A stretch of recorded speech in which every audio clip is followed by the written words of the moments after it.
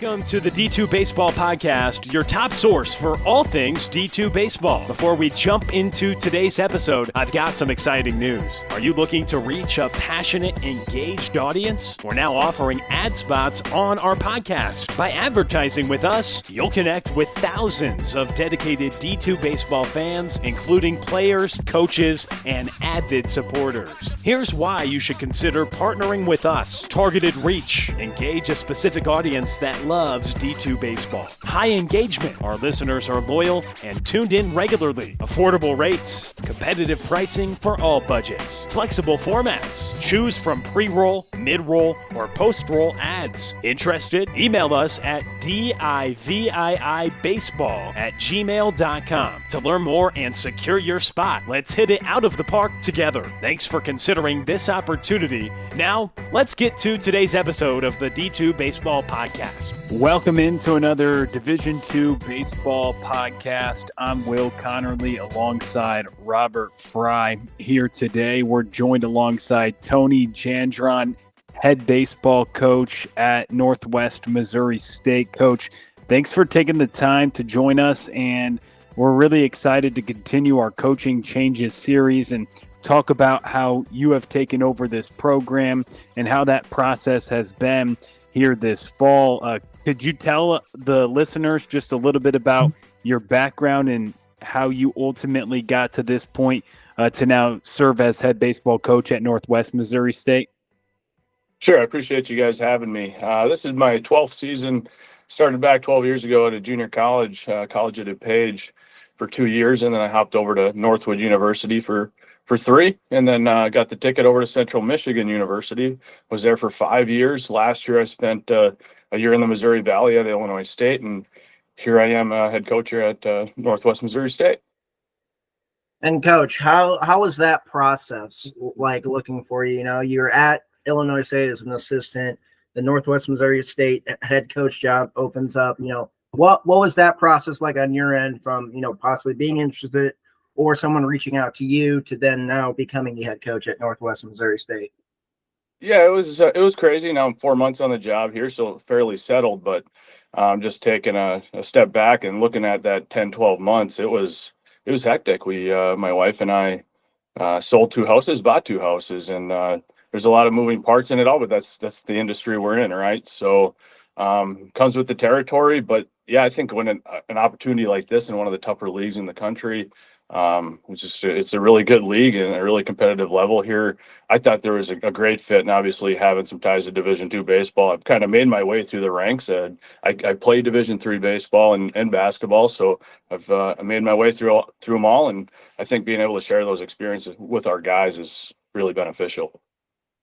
Being your first head coaching job and being an assistant and having a lot of success at your previous stops, do you learn from some of the head coaches, and have you talked to some of them from your previous stops at Central Michigan, Illinois State, College of DuPage, and Northwood to be able to take some insights into what this role will mean and how you'll navigate your first head coaching opportunity? For sure. I think you're always learning, right? I think when the minute you stop learning, you're really in a tough spot. And the complacency is something that we're certainly not going to see ourselves in, or myself. And certainly been around some really good head coaches and players and programs. But at the end of the day, you know, I've kind of been preparing for this. You know, I got my master's degree all tied in with what I can do to be a successful college baseball coach.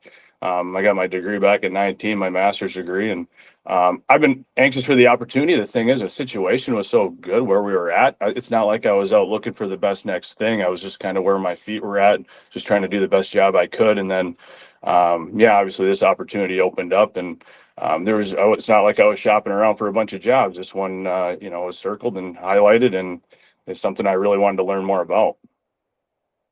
And Coach, you know, the tradition of Northwest Missouri State, we talk about Bearcat culture, and we talk about, you know, the idea of that. You know, talk a little bit about what do you envision as Bearcat culture, and, you know, what do you see from your experience can help you enhance that?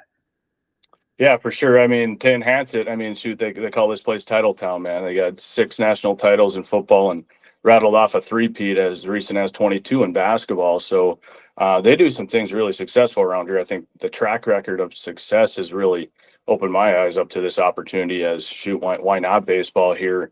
I think there's a lot of good people in the community backing. It's real. Small town, but shoot, this is what these guys live and breathe around here. They all bleed green, and I've heard that several times. But the small things in life that people don't even know you, wave to you. Someone grabbed my grocery cart from me the other day to wheel it back to, I'm a young strapping guy. I think I can handle that, but somebody was nice enough to help me along the way. It's just really good people that have your back and they're supportive. And once again, I think my first 4 months here, I'm able to kind of see that firsthand. These football games are rocking here, man. And it's just the support is real. And the support for the baseball program in particular as well, it's had a consistent leader until you take over, a longtime head coach that you're taking over for. What does that mean to you when you step into a role like that, knowing that, hey, multiple decades at the helm, the previous guy that you're following now? Yeah, I've been in contact with Darren quite a bit, actually. I think he's got so many ties to this program, being here for over 20 years. It's important that we keep him close to this program, especially with the connection with the alumni. We're all in this together. We're all Bearcats. Once a Bearcat, always a Bearcat, and that's the way we think around here. So just because new guy at the helm, man, it doesn't change anything. We had him invited to our golf outing. We're in contact quite a bit. We want to make sure he stays involved and gets out and show his face a little bit.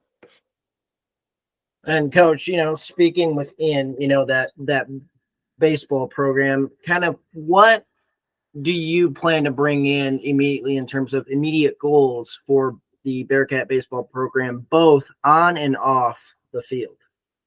Yeah, I think on the field, definitely just high energy. I want people to see us working hard. I think this game is such a game of failure that we're all going to experience it, and just how quick can we get back to the best version of ourselves. And I just want our guys to work hard. I want them to understand that their hard work is going to pay off, and that game days should be the time of their lives, man, that they're able to lean on their preparation a little bit.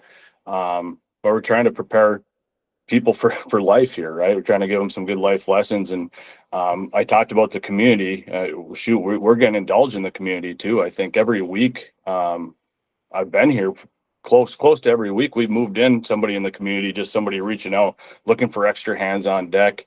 Had a young eighth grader here job shadowing me, which I thought was cool. Any opportunity we can get involved in the community, we want to be the first team on campus here to sign up for it and show the initiative that if we expect support in the spring, we're going to do everything we can all year round to get our face out there and our program's name out there. So I think that it's been huge. It's been a huge push since I got here. Before our first day of class, we had a youth camp. It wasn't a moneymaker. It was cheap just to get a lot of guys there and get them interacting with their players. We want to be role models of the young community out there, and it's doing the right things. It's going to class. It's being a good person, and quite frankly, and that's what we want to push in our program, building quality habits and routines in life that they're able to be successful and they move on from here.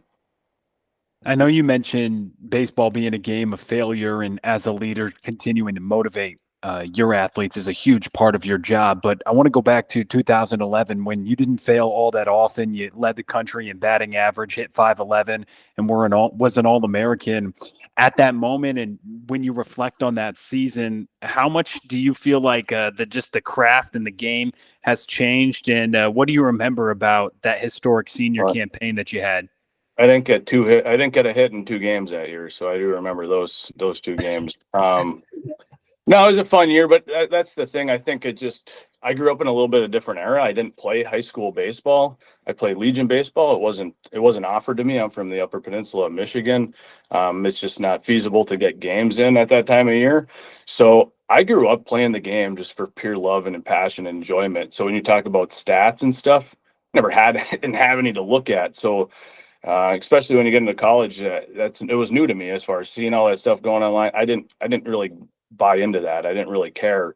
I just wanted to play with my peers and my teammates and just work hard day in and day out and let the results kind of take care of themselves. So I do think we're in a completely different day and age where social media is a huge part of everything, right? But being able to manage that, I think you got to break guys down, you got to build them up, and you got to have some balance there for sure. We have some really difficult practices where they're the high percentage of failure, but once again, we're trying to prepare our guys for the highest competition and for that failure and how you bounce back from it. So I think having a good balance with that, but also, like I said, the social media thing is completely blown. I think there's really, really good things for it, and it can also be bad. But that's just where different eras, I think that's changed tremendously. But there is so much good information out there for young kids nowadays in the development piece, for sure. And Coach, you kind of mentioned it, having those practice where there is a high percentage of failure. Talk a little bit about, the idea of having those kinds of practice to inhibit essentially saying like making practice harder than games, one. And then two, like what are some strategies that you've developed over time that kind of help enhance that? Yeah, obviously the overspeed one is good. Just shrinking down the reaction time, allowing them to make quicker decisions, and vice versa. Something that's really slow, and just something to adjust with timing and allowing them to make adjustments, allowing them to have a good, clear picture and mental process and how they handle each swing. And is there a good opportunity to learn from things and make adjustments and move forward? And I think that's and then setting an expectation on what we're looking for. Shoot, if you're facing batting practice, your success rate should be high, and that's where I'm going to make sure that I bring high expectations to this program, because if we want to compete nationally and even within this league, we gotta hold these guys to a high standard day in and day out here. And competing nationally and getting to regional, something that you've done at the Division II level at Northwood, now coming back to these ranks and your overall impressions of this particular league. I know different region, you were in the Midwest region with Northwood, now the Central region, but what are your overall impressions and expectations of what the MIAA and the Central region overall will look like for this program to be able to get back to a position where you can compete at the top of your conference and be in a position to make the NCAA regionals? For sure. I think my last 6 years have given me a really good measuring stick of where we need to be at. You talk about mid-major baseball, Division I. I think we should be competing with those teams, if not beating those teams. And I think if we are doing that, I think we're in a really good position at the end of the day. But I think being a part of some really successful mid-major programs, it gives me something to hunt, something to look for. And I certainly would like to see us getting those teams on our schedule and showing our guys that D1, D2 don't matter, that we still have an opportunity to go in there and beat those guys. And I think the last 6 years have really helped me kind of pinpoint exactly kind of what we're looking for and what I think can really be competitive at this level for sure. And Coach, speaking of competitive, diving down into the kind of the stats perspective of it, you've been part of teams that have been really good in the run game. Can you talk a little bit about, your approach to, the run game and how it has created opportunities you for one, to score runs, and then two, to win more games? Yeah, we just we want to create some discomfort, right? We want to get people out of their comfort zone and challenge them to be able to execute when they're not in their comfort zone. And obviously, scouting reports are a big part of that. Awareness of where you're at on the field, our type of steal jumps and grading your jumps, understanding timing, stretch times, pop times, all that stuff. I think a lot of that's, we're implementing that in the classroom. We're showing them video. We're going to try to apply it on the field. But a lot of that comes down. I'm not trying to give away all of our secrets, but we want to be a dynamic offense that's able to do that and be aggressive, whether it's even just going first to third. We want to take advantage of 90 feet. We just want to be well trained in that. So it's something we do focus on quite a bit. Making the move to Maryville, I just want to ask about the city and the transition overall there. What's your favorite part about Maryville, Missouri? I would say just the community, the small town feel, man. Like I told you guys earlier, I'm from a town of 4,000. There's 12,000 here in Maryville, and it just feels like home for my wife and I. And we're 12 hours from home, so it's not exactly an easy drive. But I got 50 kids on our roster that are kids to us, and that I spend a lot of time dealing with. So I don't have much of a life and I don't have friends, and that's fine. I got this baseball program to take care of, and my wife and dog at home, but that takes up a lot of my time. But I just love it here. The people are just so supportive. I mean, one of the first days I was down here, somebody that's really follows baseball, he's like, can I take a selfie with you? Sure, why not? He's all excited about the change in the program and just bringing some energy and life here, and I'm excited to kind of supply that. And I know expectations athletically are high around here, and I kind of love that. I don't want that to change for our baseball program at all. So. And Coach, you talked a little bit about your coaching career, and now you're in Maryville, Missouri. Kind of what have you seen so far, on the recruiting trail? Now, I know you haven't had much experience recruiting, within Maryville, Missouri, but being a guy from Michigan, coaching in Michigan and Illinois, what are some changes that you've seen, or what are some differences that you've seen, while recruiting down there? Well, I think it kind of takes me back to where I was at when I went to Northwood, when I went to Illinois State. Like, that's just no different. I just got to get to work. You get in contact, you network. The baseball world's so small. I think you get out there and you just network, man. And I've been fortunate to build some connections very close by. I know Omaha's a hotbed. Iowa's got some really good baseball, different timeline in their seasons, but some really good baseball. And obviously Kansas City's not too far away. And you got Kansas right here neighboring us too. So the niche of recruiting, we feel like we can have really good recruiting classes. We have a really good 25 class going on right now. A lot of Nebraska kids, Iowa kids. We'll get a good mixture from all around these surrounding states, but we've had a lot of good luck so far. We feel good about when we get them here that they're going to like what they see, and we just want to get in front of them and show them what we're all about, quite frankly. But I think there's a really good opportunity when it comes to recruiting all around us, quite frankly. And not being from this area doesn't concern me at all. It's just we're going to outwork and do what we can to put our team in an opportunity to win. I know you mentioned a lot of your time is consumed leading this program and trying to put them in the best position possible. When you talk about your counterparts within the athletic department, and you mentioned it earlier, the football team's success, the basketball team's tradition of success, are you able to bounce ideas off other coaches within the athletic department as well that can help tell you a little bit about the MIAA, coaching at Northwest Missouri State, and some of the expectations of what the culture looks like? Has that been something that you've tried to do as well, taking over this position? For sure. This is an open door policy here. Actually, the whole stretch of coaches are right down this hall, which is pretty unique. That you do generally, they're kind of at their own facilities, but we're all right here, which is awesome. My first 2 weeks here, I met with Coach Turchma, a legendary football coach here. I wanted to learn right away from a guy that went 0-11 to winning the national championship 3 years later. How the heck he did that? But I mean, even from some basketball or volleyball programs, really good. I mean, a lot of programs are really good here.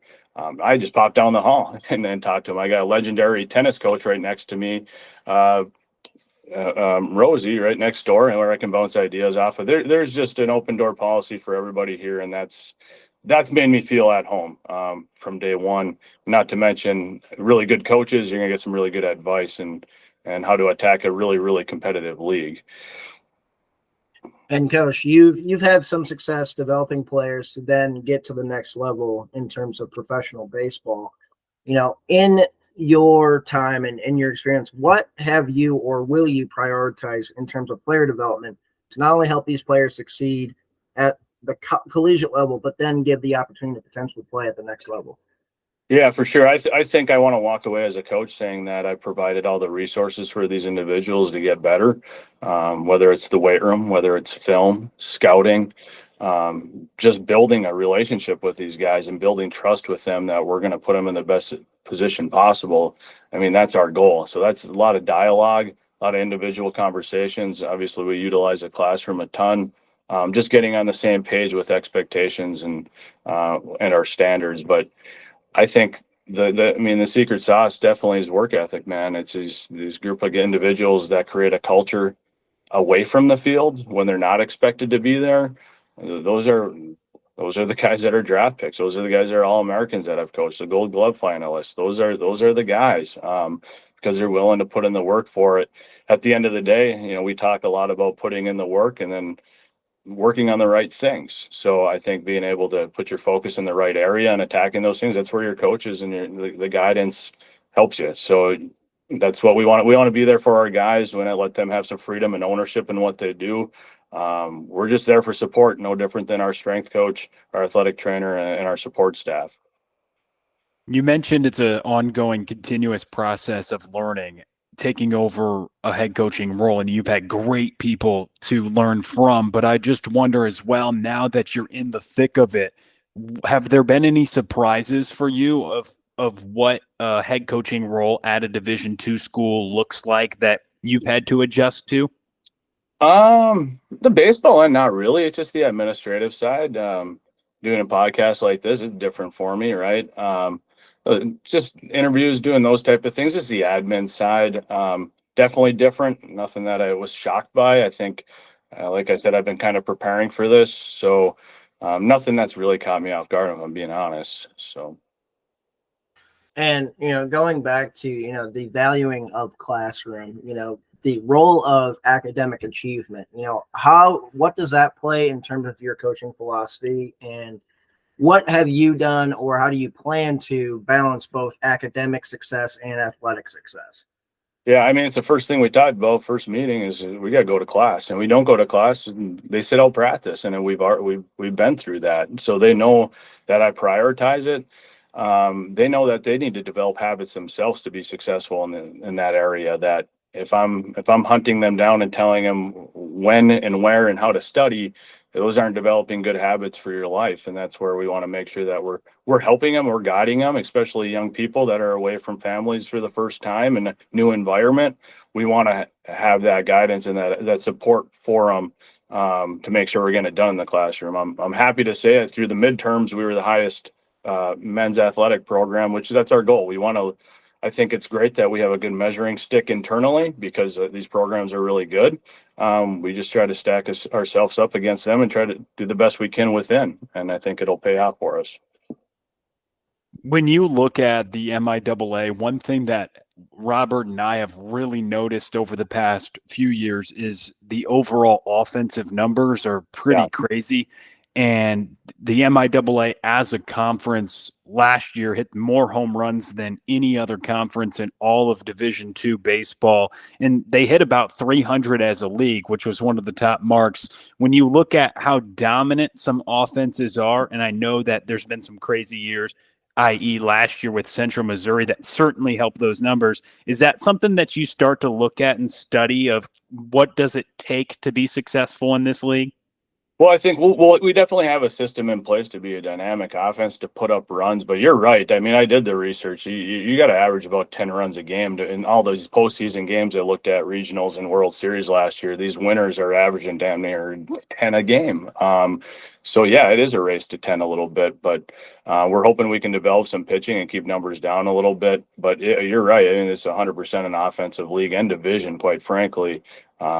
So we're going to do our best to get to 10, but we got to keep teams under 10 for sure. And that's our biggest obstacle. If you're looking at the numbers from our last year's group, is that we got to get better on the mound to help support that offense a little bit.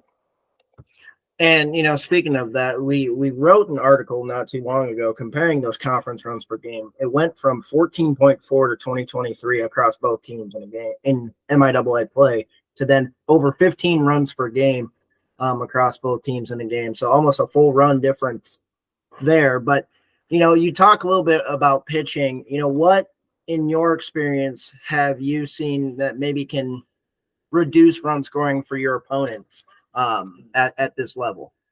I think obviously commanding the ball within the zone, being able to limit extra base hits, and probably most importantly is having a defense that can pick it up and throw it across. And those numbers are kind of alarming too. There's a lot of errors in college baseball, and even the best teams sometimes average one a game at best. So that's what I mean. Usually we're going to just look to inflict pressure and try to force the other team to make plays. And then on the flip side of things, that we got to pitch the ball, we got to command it, and probably taking on with that is positioning, proper positioning, understanding conditions. your players' talent and basically put them in a good position to make plays, quite frankly. So the positioning side should be a huge help as well. One thing that has been pretty prevalent as well recently in Division II baseball is the fact that wanting to achieve your goals of getting to the postseason, it certainly is within your team's control how many games you win. But the added element to that is the strength of schedule as well. And for teams in the MIAA, you get a pretty good strength of schedule. I just wonder for you, as you construct a schedule and do the things you want to do to put your team in a position, gather a team, recruit a team, a coaching staff, how much of emphasis do you put on having a tough schedule before you get into conference play? Because the SOS number is outweighing many other metrics when it goes to regional rankings now. Yeah, we definitely need to get challenged before conference play 100%, because like you said, we're going to get challenged once we're there. And I think that's a beautiful thing about this league, that we're going to have more than one representative in that NCAA. And quite frankly, it's a little bit different than the last 6 years I was a part of. That a lot of mid-majors, they only have one representative, and that's the one from the conference tournament. That's just one hot team from one weekend, and sometimes it doesn't always represent the best team in your league. And I think the strength of schedule here, I think that gives good opportunity for our teams, as long as we're playing good baseball at the right time. We just get in that big dance and we'll just try to make some noise. So I love that there's more than one recipe to get there, for sure. To answer your question, yeah, we got to be battle tested before we go into this thing 100%. So the roster was pretty much cleared up before I got here. I had to do a couple additions, but certainly moving forward, years moving forward, we're going to try to challenge ourselves a little bit, for sure. And, to expand on the MIAA, there's a lot of talk about, not taking a weekend off, especially in a conference where last year all 12 MIAA teams at the time in the final weekend had a chance of making the conference tournament. So talk a little bit about kind of your philosophy to understand, like, hey, every game matters here in the MIAA. Yeah, and I mean, I'll go a step farther. Every game matters. You get 200 of these things in your college career, so you better make most of every one. So we don't want to be the team that just kind of brings energy on conference games. We bring energy every day, every game, and I think that's really what we want to keep our eyes down and buried in. Just we're looking one day at a time, and I think once you start looking at that, you can't make one game bigger than the other. You just keep them all the same value and go with the same process and mindset as you would. And if you're doing that day in and day out, then and holding yourself to high standard and expectations are there, then you should be seeing a good product out there. How has the fall gone, and how has that process of getting to know this team as well gone for you, getting to understand what players have come back, obviously looking at what they did production-wise a season ago, looking at the new players on the roster? What has that process been like to try to evaluate what players are going to be impact players for you come 2025 spring? Yeah, certainly, probably a different fall than moving forward and looking at different falls. But, my first thing I did when I got this job is I called all 50 of them and had one-on-one conversations so I could get to know them a little bit individually. Just what they're doing in the summer, what they're focusing on, and what we can do to help them get prepared for what they're going to see this fall. And obviously the best way to evaluate baseball players is to watch them play baseball. So we did a lot of side session at bats to start our fall. That way I could evaluate hitters' approach, how pitchers attack, and do a little bit of learning on our end. Then we kind of went back to the drawing board for a couple of weeks and see what we could do, get in the lab and work with some guys. And then we kind of steered back to some live sessions. And now we're just getting into our fall World Series now. We have game 2 today, and we'll get through a few more games this week. And been blessed with the weather so far. It's been upper 60s, low 70s. It's been an absolutely gorgeous fall here in Maryville. So that's great to hear, Coach, and we hope that you have a good fall World Series with you and the team. But another question I'll have for you, with the MLB postseason in the thick of things, what, if anything, have you learned from maybe watching this games or following the box scores that you could potentially implement, at the collegiate level?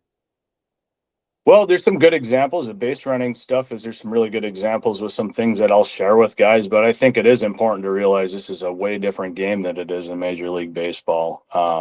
So obviously you don't see the short game much. The base running isn't much of a threat as it is in the college game. The forced errors aren't as common, but I think from a base running standpoint, there's some really good things. Obviously, that one, I don't know who it was, the Dodgers, Padres maybe, where Freeman was on both knees and he drilled the guy in the back, and it led to a really big inning because he got in the baseline and Freeman was on two knees. He really didn't have a choice. And drilled him in the back, but it was probably a difference in the game. Stuff like that, just situational stuff. I think it's really good to. I just record it right on my phone and I'll send it in our group chat if I need to, or we'll save it for a classroom session. But there's some really good, valuable stuff. I just wish my Tigers would have lasted a little longer, but I can't complain since they're back in the postseason. So. No, that is great. And speaking of just getting productive at-bats going, one thing that the Bearcats did really well last year was just getting guys over. Sacrifice bunts. You were one of the top teams in the country. The Bearcats were a season ago. Is that a philosophy, get them over, sacrificing your at-bat, dropping down the bunt? Is that something that you want to continue to implement? I would say the short game is going to be a big part of our game. When it comes to sacrificing, probably not as much. Really value those outs, so we don't really want to hand them away. But certainly, short game will be a huge part to what we do for sure. We'll take what the defense gives us, and we're just gonna play the game. And Coach, another question I have for you, going back to your playing days, you played every position but catcher. And so in your, playing career, how does that help you understanding the positional value of all those different positions? Yeah, the versatility is huge, and that's quite frankly, we want to hunt in the recruiting trail a little bit, get some versatility, some athletes, and generally those guys, I just say, if you're playing outfield, you just go run and catch it. It's really not that hard, is it? Yeah. But seriously, I think just being able to put myself in their shoes, because I tried to be versatile in the way I threw. I tried to be a little bit more over the top, create some more ride on the ball when I was from the outfield. In the infield, I had to be more versatile and arm slots, changing posture, doing some different things. So for sure, I think there's a lot of value to that. Not to mention, I've coached every positional group in my 12 years. Last year, I was able to dabble in some catching, so I got that box checked. So I just think that helps from a head coaching perspective and being able to relate to all positional groups. There's nobody on the field I really feel uncomfortable coaching. So. And you, like Robert mentioned, two-sport athlete, but two-way athlete, versatile athlete on the baseball field, but you played multiple sports as well. Is that something that you also look for in the recruiting trail, guys who can excel at multiple sports when you talk about just the athleticism of somebody overall? Yeah, for sure. I definitely like that. I think ceiling's obviously higher. It's just a matter of, can we get there in that 4 years? And that's what it comes down to: individual characteristics and motivation, work ethic, all that stuff. That are they going to achieve that throughout their career? And that's more so what I'm looking for, is those things that are hard to measure. What kind of person am I getting? And quite frankly, that's hard to learn until I'm around somebody every day. So that's something I can't learn until throughout the fall, and see how they handle adversity and how they work and how they prepare. But certainly I think I love multiple sport athletes, because you're competing year round. I mean, I'm from a small town, so I played 4 sports in high school, and then I couldn't choose when I went to college. So I was fortunate enough to be our starting point guard as a freshman there, and then I was a starting pitcher, and I didn't start my first game in baseball. Center fielder got hurt, so then I played center. I played second that year. I played third that year, but I never came off the diamond because of my versatility. So I think that's an important point to prove to these guys that, hey, if you show that you can bounce around, it only opens up more opportunity to get you on the diamond. And Coach, to transition just a bit slightly and kind of bring in the community aspect. You talked a little bit about it earlier, but I'd like to, give you more expansion on it. How do you intend to enhance the community to promote the Bearcat baseball product? Well, it's for sure getting in the community and doing things with these little leagues. We want them to come back to the spring. We want them to run out to positions with us. We're certainly going to just do those things to make sure that they feel the connections with us. Big brothers, big sisters came and spoke with us last week, so we're going to get connected with them there. An elementary school came over here to look at Northwest the other day. Our guys were greeters for that. We're looking to assign reading to elementary schools here through the month of November once we get a little bit more downtime. Once the spring starts, obviously it's really hard with travel, so we want to do our part here in the fall, just because we know the backing that the community members have for other sports. We don't want that thing to change for our baseball program here in the spring. And Coach, the final question I have for you is, throughout your playing and coaching career, getting to where you're at now, can you talk a little bit about some of the mentors and some of the people who helped get you to where you're at now? For sure. I mean, I think it starts with my old man. My dad, I think he's kind of been all over me since day one and just kind of been my first coach, and dating back to starting a Catholic church league basketball, Sunday league, was the first travel basketball kind of in that area. And that's kind of where I got started. I got 3 brothers that make it really competitive at home, obviously. My younger brother, obviously you mentioned earlier, just got inducted in Northwood Hall of Fame, and only 2 years playing there. He just shattered records and back-to-back regionals. And then obviously been a part of some really good coaching too. Tom Winsky was my head coach in college. I got to coach with him for 5 years at Central Michigan. Jordan Bishop was a head coach there as well. They're at Cincinnati now. But those guys are really good mentors and help develop a style of baseball that we certainly intend to bring a lot to this program here. So a lot of good people, a lot of good players, man. I'm sure I'm missing a ton in that, but my family, my wife has been extremely supportive. I talked about the two moves in 10 months. I probably wouldn't be here if it wasn't for her okaying me to be moving across the country like crazy. So. Well, Coach, that is fantastic. We thank you so much for your time, and we wish you the best of luck with the Fall World Series wrapping up. Hope that goes well, and then we're really looking forward to seeing what you can do with this program come 2025 and the MIAA and the Central Region overall. So thank you so much for taking some time to join us and learn a little bit about yourself and the program today. I appreciate it, Will and Robert. Take care, guys. And that is head coach Tony Jandron at Northwest Missouri State University.